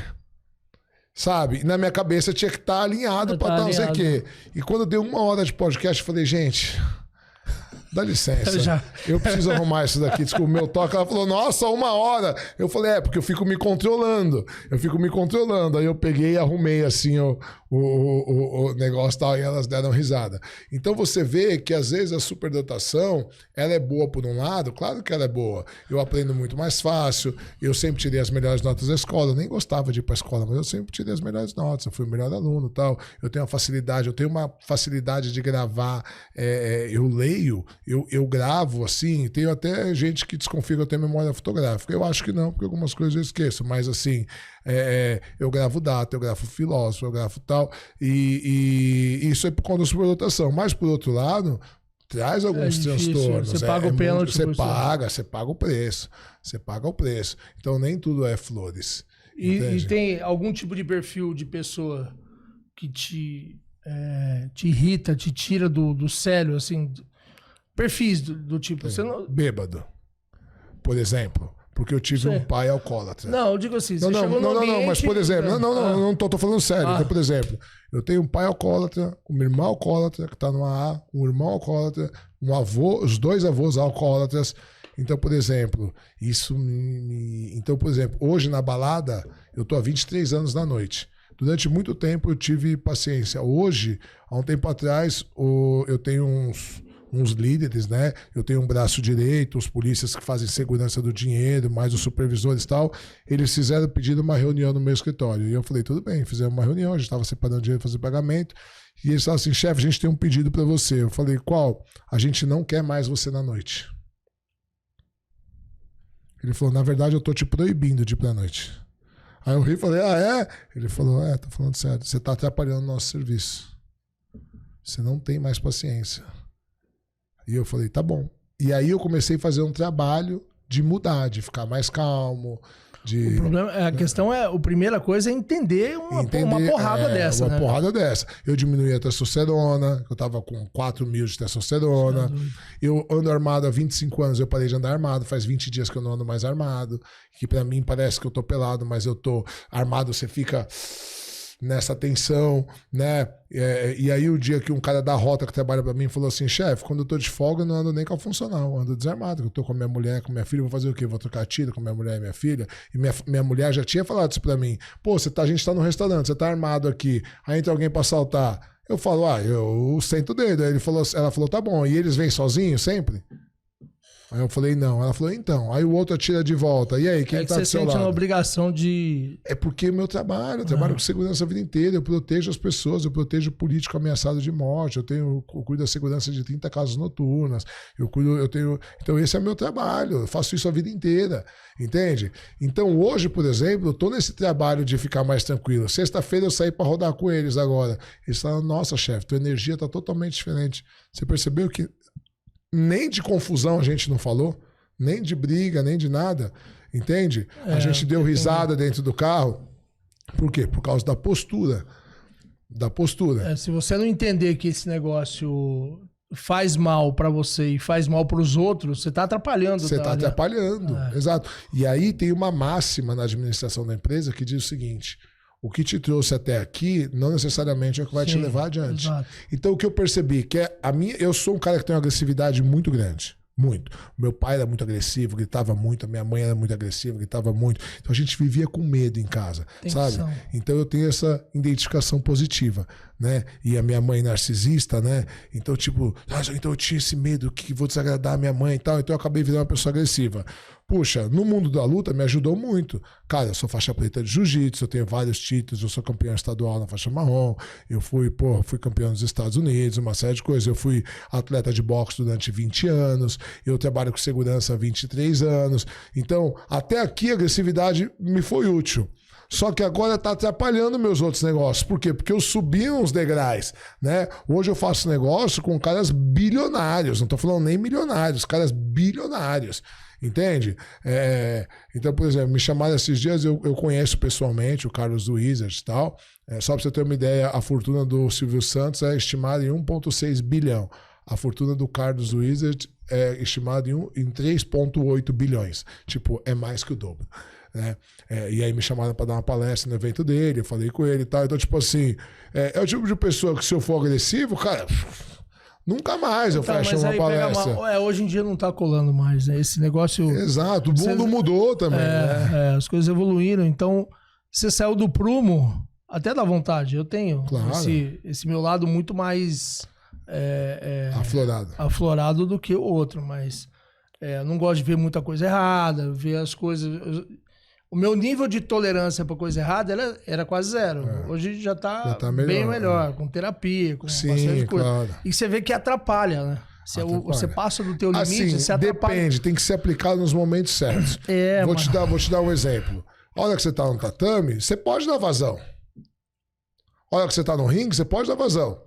Entende? Óbvio que você não vai machucar, com respeito ao seu parceiro, que você não tá lá para machucar, você não tá competindo. Mas eu vou te dar um exemplo. Outro dia a gente tava... Outro dia não, faz tempo. Meu filho, ele era mais novo, assim, né? Eu não lembro se foi meu filho mais velho ou mais novo. Acho que foi o mais novo, o Gustavo.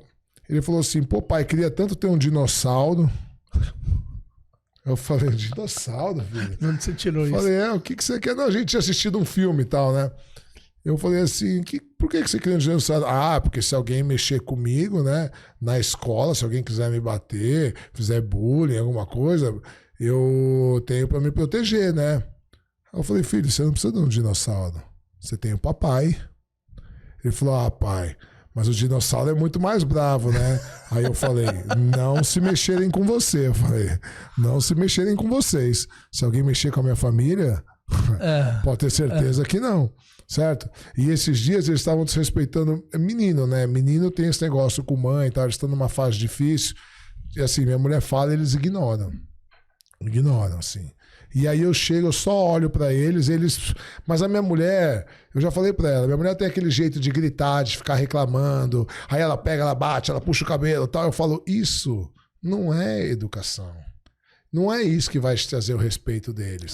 Entende? Tanto que eu não bato nos meus filhos. Eu nunca bati. Eu converso com eles. Por exemplo, eu contei isso no outro podcast, isso é um corte que está viralizando. Meu filho estava andando de bicicleta, escorregou e bateu na porta de um carro. Amassou um pouquinho. Ele tocou a campainha, chamou o dono do carro, falou pro menino, seu pai tá aí e tal. Falou, tio, eu estava andando de bicicleta, escorreguei, bati na porta do carro. O cara falou, eu vou lá falar com seu pai. Ele falou, não precisa, eu vou conversar com meu pai.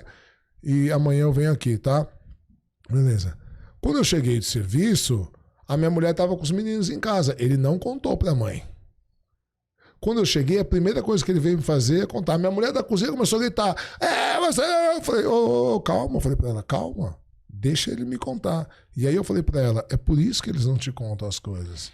Porque você já chega gritando, entende? Então os meus filhos, hoje, graças a Davi, minha mulher mudou muito a postura dela com relação a isso. Porque eu falo assim, e eu falo isso para meus pacientes, se você gritar, falei hoje para minha empregada, eu falei, você tem que parar de bater nos seus filhos.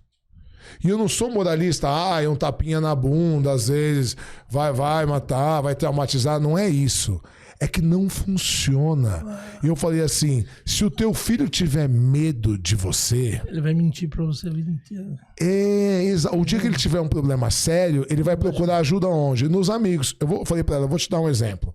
A sua filha tá com 12 anos. Tá com quantos anos? Ela falou 12. Ela tem 6 filhos. Falei, tá bom. Sua filha tá com 12 anos.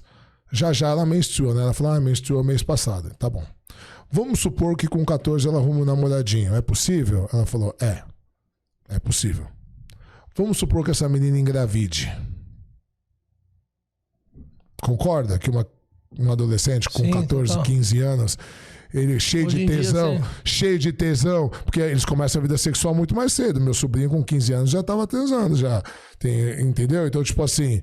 É possível acontecer? Ela falou, eu engravidei cedo, tal. E você vai falar que, não, a gente ensina, camisinha ensina, mas na hora do negócio não vai. Tá bom. Você acha que a sua filha, ela vai vir contar pra você ou ela vai procurar ajuda de uma amiga? Aí ela ficou pensando e falou, ela vai procurar ajuda de uma amiga. Eu falei, e se essa, por exemplo, elas moram na favela, elas não têm dinheiro. E se a amiga dela falar que é melhor abortar pra enfiar arame, não sei o quê, certo? Ou não, qual o risco que a tua filha tem de morrer, perfurar um órgão e pegar uma infecção? Entende? Você entende que você está preparando um medo nos seus filhos? Eu batia nos meus filhos, porque eu apanhei muito quando eu era novo, mas já faz 2, 3 anos que eu parei de bater e melhorou muito. Eles me respeitam muito mais hoje em dia quando eu sento e converso. Então, por exemplo, sentei com eles esses dias e falei assim, deixa eu explicar uma coisa pra vocês. Eles maltrataram a mãe, discutiram e tal. Eu fiquei muito bravo, esse dia eu fiquei bravo. Eu não gritei, mas eu fiquei muito bravo. E aí eu falei, deixa eu explicar uma coisa pra vocês. E aí eles ficam intimidados pelo meu tamanho, né? Então, a gente que é grande, né? Eu falei assim, deixa eu explicar uma coisa pra vocês. Ninguém fala assim com a minha mulher, vocês estão ouvindo? E eu não tô nem aí, nem filho, nem ninguém. Porque se um vizinho, se alguém falasse assim com a sua mãe, eu ia lá e ia quebrar a cara dele. Você quer que eu faça isso com você? Aí eles, não. Então eu vou explicar uma coisa. Com a minha mulher, com a minha família, ninguém fala assim. Da mesma maneira que quando alguém ameaça vocês, o papai não vai lá... Porque tinha um menino de 15 anos que estava batendo no meu filho. Eu fui lá, falei com o pai dele, dei uns berros com o moleque, com o pai do moleque, nunca mais. Entendeu? Eu falei assim pro pai dele, se teu filho encostar no meu filho, eu vou vir aqui e vou quebrar a sua cara. Eu vou fazer igual ele faz com o meu filho. Porque eu já conversei 2 vezes com o senhor não fez nada. Então a partir de hoje é assim, é olho por olho e dente por dente. Se seu filho encostar no meu filho, você tá ouvindo, seu moleque? Eu vou arrebentar seu pai. Entendeu? Resolvido o problema. Mas você sabe... Deixa eu só te interromper um pedaço aí. Eu nunca bati no meu filho também. Meu filho tem 21 anos. Ele só tomou um susto uma vez na vida. E a mãe dele, e eu também sempre expliquei isso pra mãe dele. Ela batia como? Não era na bunda. Ela vai na orelha, ela puxa o cabelo, ela dá tapa na cara. Cara, isso, velho. Isso você mexe com o brilho, velho, da pessoa. O Lorenzo uma vez deu uma treta em casa, ele entrou em casa, bateu a porta e foi pro quarto dele. Cara, eu entrei no quarto dele com a porta fechada. Olha o meu tamanho. Você vê assim, ó, escuta aqui, nunca mais faça isso. Então, combinado? Tremia assim. Tudo bem. Foi lá, depois arrumou a porra da porta. Nunca mais, velho. E aí, a hora que você traz isso pra empresa, isso que eu falo muito pra minha mulher e pra sócia dela. Se você cria uma cultura de tensão, que é diferente de pressão, bicho, você não tem... Ninguém vai te contar nada, velho. Vai jogar tudo por baixo do tapete, você vai se fuder, você vai perder a empresa. Eu faço segurança de um grupo e eu já vi passar já uns 10 gestores diferentes lá. E um gestor mais fudido com o outro. E quando chega um novo, eu falo assim, olha, posso te falar uma coisa? Não vai adiantar nada você aqui. O cara olha e fala, não, você não sabe minhas qualificações. Eu falei, não, eu não tô te desmerecendo, não, cara. Eu quero só que você entenda, só para você se preparar, tá? Então, eu espero que você consiga resolver, mas é o seguinte, aqui a cultura da empresa é o seguinte, quem manda é o pai do cara, ele tem 70 anos e o cara é um passivo, ele já falou, se alguém discutir com meu pai, eu vou mandar embora. E o velho acha que pode fazer o que quer. Então assim, eles contratam os putas gestores com os putas salários, esperando que os caras vão fazer uma coisa, só que você não pode fazer nada.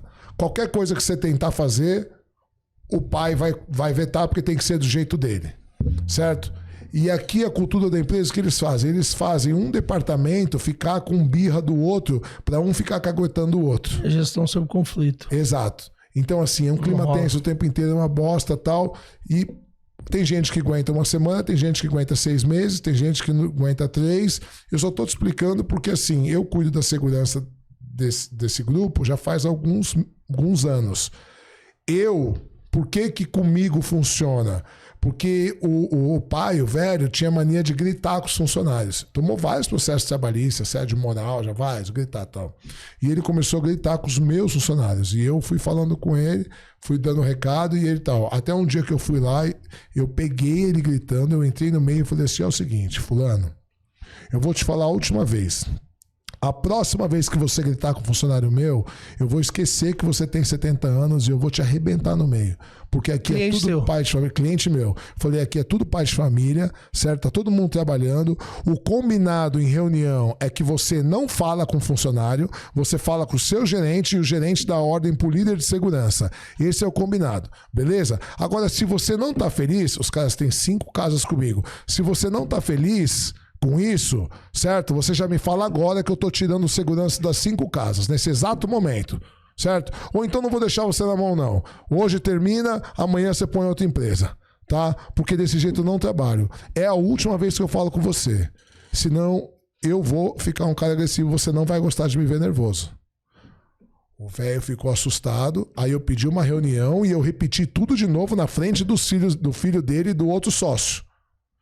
O filho ficou meio mordidinho assim, mas assim eu falei, ou é assim, ou então, muito obrigado, cara. Muito obrigado. Você acha que esses caras, eles trazem esse tipo de comportamento, cara? Porque assim, ninguém freia o cara, né? Cara, Freud diz o seguinte, nós somos o que fizeram de nós na primeira e segunda infância. Ou seja, os traumas de infância determinam quem você vai ser na vida adulta. Aí, um filósofo do século XX chamado Jean-Paul Sartre diz assim, não importa o que fizeram com você, o que importa é o que você fará com o que fizeram de você, certo? E aí vem um discípulo de Freud chamado Carl Gustav Jung, que era um médico psiquiatra, presidente da Associação de Psiquiatria da Suíça, e ele diz assim, enquanto você não tornar consciente o que te faz mal, o inconsciente regerá a sua vida e você chamará de destino. Faz sentido. Então vamos contextualizar esses 3 caras. Nós somos o que nossos pais fizeram com a gente. Cara, não tem jeito, é sempre culpa de pai e mãe. E a gente erra acertando. Uma vez Freud foi dar uma palestra, ele já era famoso, ele foi dar uma palestra para médicos nos Estados Unidos, e a médica na arrogância falou, tá, doutor, já entendemos esse negócio consciente. Como que a gente faz para acertar? Ele falou, tanto faz, você vai errar de qualquer jeito. É, porque o teu papel é errar, o nosso papel é errar. E o papel do filho, como ser humano, faz parte do nosso crescimento como ser humano lidar com o erro dos nossos pais. Tá certo que a gente tenta errar o mínimo possível, sim, mas a gente vai errar. Porque se você for o pai perfeito você criou um aleijado pro mundo. Por quê? Porque o mundo não é perfeito. A hora que ele for pro mundo, fudeu. Entendeu? Ele não tem frustração, ele não tem... Então, assim, o cara sempre vai errar. Com a vida, cara. Sempre vai errar. Então vamos contextualizar esses 3 filósofos. Freud diz, somos o que fizeram de nós até a primeira e segunda infância, até 7 anos. Então a gente carrega traumas, frustrações, desejos reprimidos a vida inteira, certo? Aí Sartre vai dizer... Cara, beleza, mas não importa o que fizeram com você, importa o que você fará com isso. Ou seja, você chega uma hora que você tem que tomar as rédeas da sua vida. Falar, beleza, minha mãe fazia isso, meu pai fazia isso, mas o que eu vou fazer com isso? Eu vou continuar sendo um babaca igual meu pai foi, um babaca igual minha mãe foi, eu vou continuar deixando meu filho sem comer, eu vou continuar espancando. Por exemplo, eu era o mais velho e eu sempre gostei muito de ler. O meu irmão mais novo, o meu irmão do meio, ele tinha 1 ano e 2 meses mais novo que eu só. E o outro era 3 anos anos, ou seja, era quase nada. E a gente ficava muito sozinho. Minha mãe falava, cuida dos seus irmãos. Só que eu ficava lendo. Aí meus irmãos aprontavam, sabe o que minha mãe fazia? Vamos ver se você adivinha. Culpa do mais velho. Ela chegava, trancava o quarto e me dava uma surra. Porque eu não cuidei dos meus irmãos e eu tava lendo.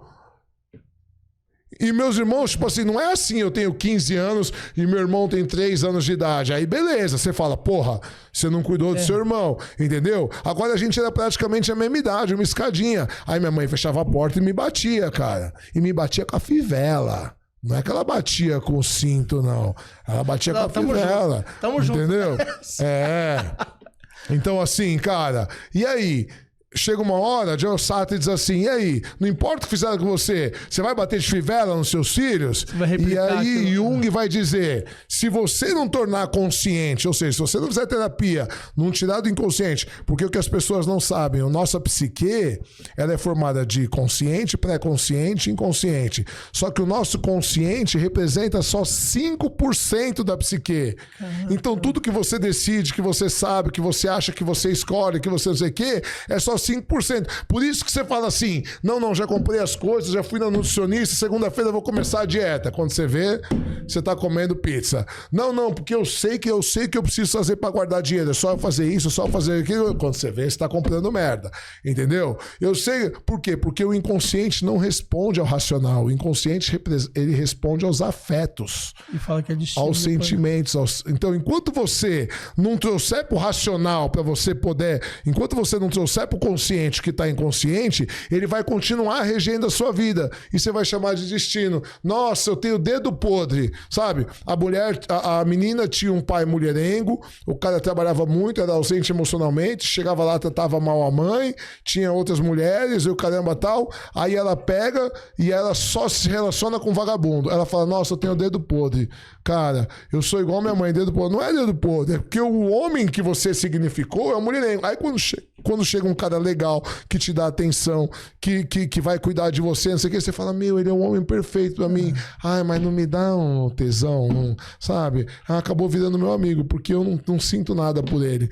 Entende? Você percebe? Enquanto você não tornar consciente o que te faz mal, o inconsciente regerá a sua vida e você chamará isso de destino. Percebe? Agora, como é que para as pessoas que não têm esse nível de consciência, como é que traz isso? Terapia. E o processo de autoconhecimento. E autoconhecimento você não vai achar em livro de autoajuda. É terapia, é tentar olhar para dentro de você. Técnico, né, cara? Com um profissional olhar para dentro de você. E as pessoas acham que autoconhecimento é você fazer yoga em cima de uma montanha, comendo um biscoito vegano no pôr do sol, né? Nossa, né? Não, cara, autoconhecimento é foda, você vai lidar com seus traumas, você vai chorar pra caramba, você vai relembrar de coisas que a sua mãe, que seu pai fez, que o seu marido fez com você, coisas que te magoaram, porque o Freud diz que a nossa personalidade se forma até 7 anos e traumas por qualquer período da vida. Então tem coisas, e traumas são emoções muito fortes, tá? Pode ser boa ou ruim, tá? Não necessariamente só coisa ruim. Mas, por exemplo, tem coisas que acontecem com você. Por exemplo, você passou... você tá com 26, né? Você falou. Eu? 26 anos de idade, né? Não, 48. 48. Mas vamos supor que com 26 anos você bebeu e você foi estuprado. Entende? Cara, isso pode mudar a tua personalidade. Você pode ficar um cara com medo, você pode ficar um cara retraído, você não conversa mais com as pessoas, você não sei o quê. Entende? Então, assim, eu tô sendo dramático para as pessoas entenderem. Tem que exagerar na vida, para as pessoas entenderem como funciona. Entende? Então, assim, outra coisa também, o seu inconsciente, ele te protege, ele tenta te proteger. E aí você vai criando comportamentos que fazem mal para você e você não entende. Então, por exemplo, uma moça uma vez chegou no meu consultório e falou assim, cara, eu sempre amei meu pai sempre foi meu herói. Só que dos 14 anos em diante, eu peguei uma bronca do meu pai que, cara, eu não consigo mal olhar pra cara dele. E ela já estava com 30 anos. E aí a gente foi fazendo terapia. E um dia, na terapia, num exercício lá de relaxamento que eu faço, né? Eu faço o que a gente chama de regressão. Não é regressão para outras vidas. É um relaxamento. É tipo um estado hipnótico. Eu não gosto de hipnose, tá? Eu não gosto da técnica, tanto que Freud abandona a hipnose. Mas é um estado de relaxamento profundo. E ela Você consegue acessar... Ela lembrou que aos 14 anos o pai chegou bêbado, ela já tinha um corpo de mulher, o pai chegou alcoolizado e o pai tentou molestar ela, tentou estuprar ela e ela fugiu. Só que aquilo foi tão pesado para ela, porque o pai dela era eu não lembrava disso, que o inconsciente reprimiu. Porra. Que o inconsciente reprimiu. Entende? E a mulher chorava de um jeito que você fica assim olhando e não tem o que você fazer, cara. Você tem que esperar a pessoa. É o que a gente chama de catarse. É o que todo terapeuta busca. Ela buscar o trauma e reviver e ressignificar o trauma.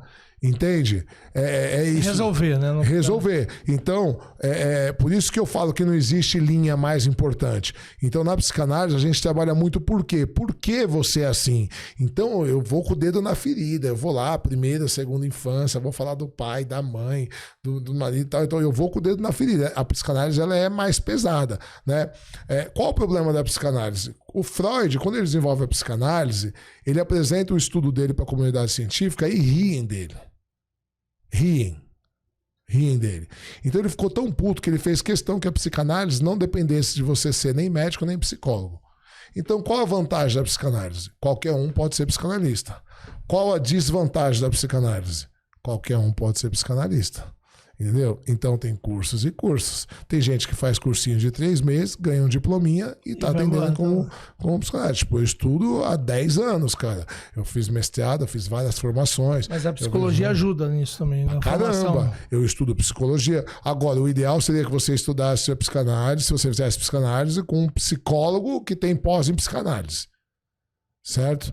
Então, por exemplo, eu não tenho a faculdade de psicologia, mas eu estudo psicologia a vida inteira. Eu estudo Gestalt, eu estudo TCC, eu estudo logoterapia, eu estudo a psicologia clínica, tal. Mas eu atendo como psicanalista. Por quê? Porque eu não tenho a formação de psicólogo. Embora eu já dei aula em curso de psicologia, de outras matérias que não sejam psicanálise. Entende? Mas... como a formação é importante, existe um conselho regional de psicologia chamado CRP, eu não posso atuar como psicólogo, então eu atuo como psicanalista, certo? Agora, é uma coisa que eu quero fazer ainda, é que o meu problema é tempo, porque a faculdade de psicologia são 5 anos presenciais só, entende? Então, tipo assim... Eu até esse final de semana conversando com os vizinhos lá, e a esposa dele tá fazendo psicologia, começou agora. E é intenso o negócio, não tem essa de... É presencial, tem... Se você quiser, eu mando uns vídeos para você que vai ajudar ela, de introdução à psicanálise, introdução à psicologia clínica, introdução à logoterapia. Eu tenho uns vídeos de aulas que eu já dei. Agora é bizarro isso, né? Esse negócio... E as pessoas acham que terapia é para louco, né? E é o contrário. Na verdade, todos temos que fazer. Né? A verdade é que... Acho que o mundo seria muito melhor. Freud diz que de perto ninguém é normal. Né? É verdade. Tem um livro que eu li uma vez que é sensacional. Puta, eu esqueci o nome do livro. Mas era assim, um livro pequenininho de um psiquiatra. E ele foi chamado para uma cidade porque tinha muito louco. E ele começou a estudar todo mundo, e ele começou a prender todo mundo que ele considerava louco no manicômio. Todo mundo no manicômio. Começou a prender, até a hora que ele prendeu a cidade inteira. Aí ele começou a pensar e falou assim, cara... eu sou o único normal. Mas, pelo visto, se eu prendi a cidade inteira, o normal é ser louco. Então, se o normal é ser louco e eu sou normal, quem é o louco? Eu. Aí o que ele faz? Ele solta a cidade inteira e ele mesmo se prende. Ele se prende. O que você acha de Nietzsche? Tenho tatuado do meu braço, Nietzsche. Eu vi, não, por isso que eu tô te perguntando. Você tem o Freud e Nietzsche, é isso? Freud e Nietzsche, não, acho Nietzsche incrível. Assim, o que a gente tem que pensar, que as pessoas esquecem, é que é o seguinte, eu vi hoje um corte de um cara falando, um ruivinho que fala calminho e tal, eu esqueci o nome dele. Guilherme Freire? Eu acho que é, e eu falo coisa parecida, mas eu achei sensacional o jeito que ele falou. Eu digo assim, toda pessoa... ela obrigatoriamente é contemporânea ao tempo que vive, certo? Então, de forma acadêmica, eu disse o que ele disse de uma maneira brilhante, tá? Eu vou confirmar se é o Léo Freire mesmo. Guilherme. É um ruivinho que fala calminho, assim, um ruivinho. Então, mas eu vou ver o nome dele e eu vou dar créditos para ele depois, porque eu sempre dou crédito, né? Eu odeio que os caras pegam os filósofos. Nossa, lê esse cara, olha esse coach aqui, falando não sei o que. Aí eu vou ver, eu falo Aristóteles, aí eu falo Platão, Nietzsche, né? Não sei o que e tal, Kant. Tipo, o cara, na verdade, é um idiota bem instruído. Aí ele pega e fica falando como se fosse ideia dele. A minha honestidade intelectual me impede de fazer isso. Por isso que eu dou referência. Eu falo Kant fala, Freud fala, Jung fala, Sartre fala, tal. Então o que acontece? O que esse cara falou? Ele falou assim: o único tempo que a gente pode ser feliz é o hoje. Ninguém pode ser feliz amanhã. Falou, menino, você pode ser feliz amanhã? Falou pro Lutz, que foi inclusive o último podcast que eu fui. Ele falou, posso? Ele falou, não. Amanhã vai ser presente. Quando você for feliz amanhã, já vai ser o presente. Então, o único tempo possível pra gente é o presente, certo? Então, a gente tem que entender que Nietzsche, ele é contemporâneo do século XIX. Começa por aí. Ele nasce em 1844 e morre em 25 de agosto de 1900, certo? Então, o que a gente faz muito, anacronismo. Nossa, fulano era machista, fulano era não sei o quê, fulano era... Não, cara. E ele não acreditava em Deus. Não acreditava em Deus. Ele tem uma obra chamada O Anticristo, né? O Guilherme Freire fez o estudo em cima E eu tenho um curso sobre Nietzsche. Eu tenho um curso só... Cara, eu sou apaixonado por Nietzsche. Só que eu acho que o que Nietzsche propõe? Nietzsche ele tem um conceito chamado niilismo. Niilismo vem de nihil, do latim, que significa nada. E o sufixo ismo significa estudo, né? Ou ideologia. Ou seja, niilismo seria quem não acredita em porra nenhuma. Nada, niilista. Mas para Nietzsche é exatamente o contrário. E ele fala por quê.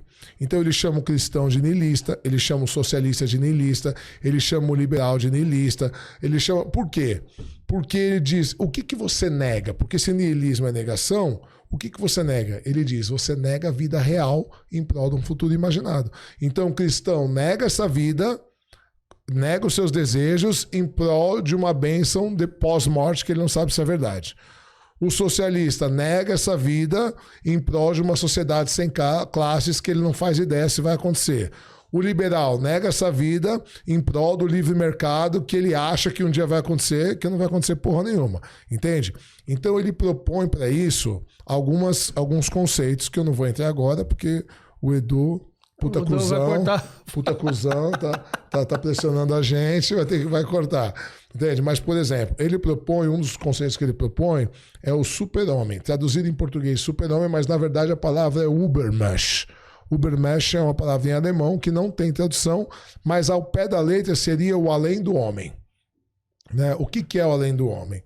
É um homem que vive toda a sua potência. Então as pessoas chamam Nietzsche de pessimista, mas ele não era pessimista. Ele dizia que as pessoas têm que viver a potência deles. Então se você é forte, você tem que ser forte. Você não tem que se rebaixar para ser igual aos outros, porque senão o outro vai ficar constrangido. Foda-se, pau no cu dos fracos. E ele não chama de fraco, ele chama de reativo. E ele fala, o mundo é regido pelos reativos.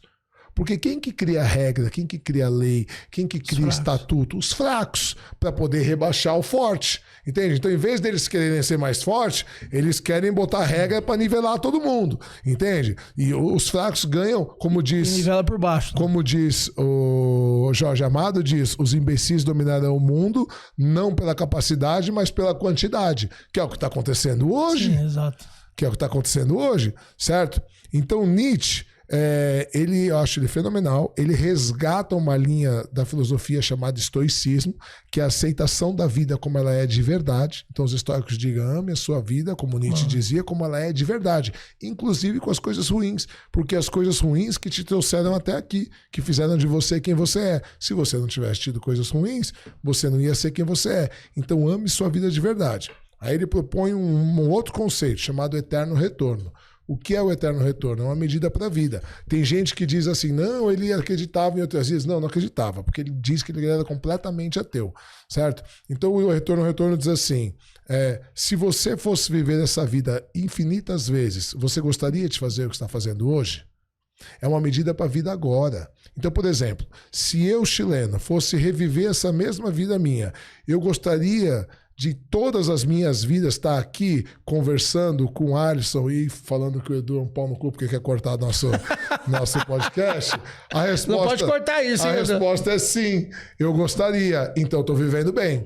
Se a resposta fosse não, puta, achei mó saco, então você está vivendo errado. Muda a sua forma de viver. Então é uma medida para agora. Então o Ubermesh, ele vive o eterno retorno, ele vive a vida amando a vida como ela é, ele vive o amor fati, que é isso, ame a sua vida como ela é de verdade, é mesmo com as coisas ruins.